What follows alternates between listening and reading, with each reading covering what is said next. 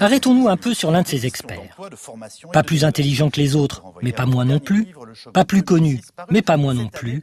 Comme les autres, il est invité plusieurs fois par mois à donner son avis d'un talk-show à une matinale radiophonique, en passant par une tribune dans un grand quotidien. Cet expert ordinaire s'appelle Michel Godet. Michel Godet est tout à fait représentatif de cette trentaine d'experts omniprésents dans l'espace médiatique. Comme lui en effet, presque tous siègent au conseil d'administration de grandes entreprises, collaborent avec des banques, conseillent des fonds spéculatifs. Pourtant, ce ne sont jamais ces fonctions-là qui sont mises en avant. Lorsqu'ils sont invités dans les médias, c'est sous leur titre universitaire que les journalistes les présentent.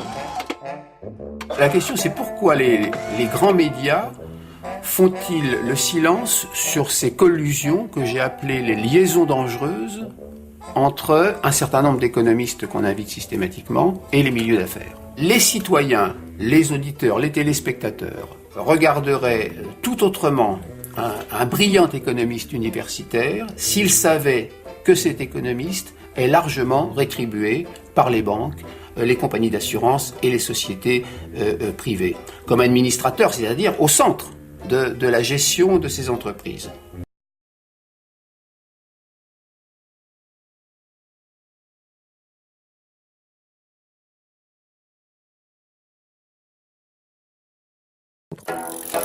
Convaincre, c'est aussi et surtout se donner les moyens de convaincre. Pour ça, les médias ont leurs champions, véritables staccanovistes des caméras et des micros. En 6 ans, les 2 économistes Frédéric Lordon et Jean Gadret auront été invités 32 fois à la radio et à la télévision. Durant la même période, Jacques Attali, Jean-Hervé Lorenzi et Michel Godet totaliseront à eux 3 912 passages. Au matin du lundi 15 septembre 2008, les médias découvrent avec effarement une crise financière exceptionnelle qui fera basculer dans l'extrême pauvreté plus de 64 millions de personnes à travers le monde. Trop occupés à faire la promotion des lendemains qui chantent de la révolution libérale, leurs experts préférés n'ont rien vu venir. Et parmi eux, il en est un particulièrement renommé et influent qui, comme les autres, n'a rien vu venir. C'est Alain Minc.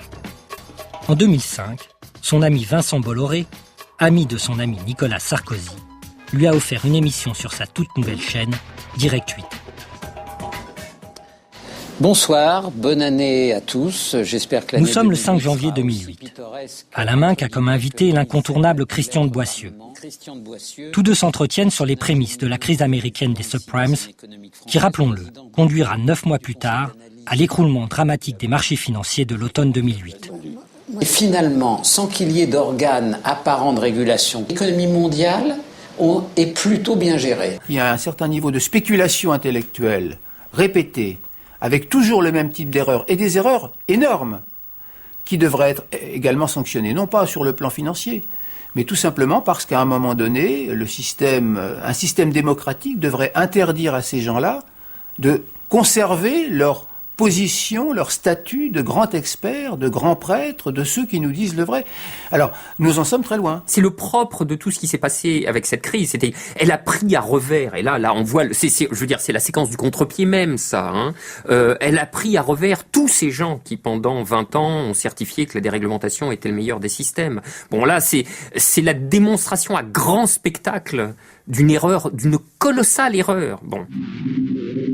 6 mois plus tard, le 7 juin 2008, Alain Minc fait à nouveau preuve du même optimisme. Il invite un autre expert, Daniel Cohen, à la fois éditorialiste au Monde et conseiller à la Banque Lazare. Le 7 juin, c'est, rappelons-le, 3 mois avant le krach de septembre 2008. Une expression, à mon avis, qu'on ne peut pas employer, qu'il est le meilleur économiste français à mes yeux, mais comme c'est l'expression que Valéry Giscard d'Estaing a employée pour Raymond Barre, ce serait quand même un peu excessif. Mais je crois que c'est l'occasion d'avoir un diagnostic sur un moment économique un peu particulier. Tu disais, je crois très justement, que d'une certaine façon, la crise financière, encore que ce ne soit pas du tout fini, mais la crise financière est a priori passée, c'est-à-dire le risque plus exactement le que la crise... dérapage. Voilà, le risque que la crise financière dérape en crise systémique où les banques tomberaient comme des dominos, ça semble écarté. Bon, voilà, on est à nouveau confronté à une situation où on se dit, si le meilleur économiste de France, selon Minc, se trompe à ce point, Nous sommes en juin 2008.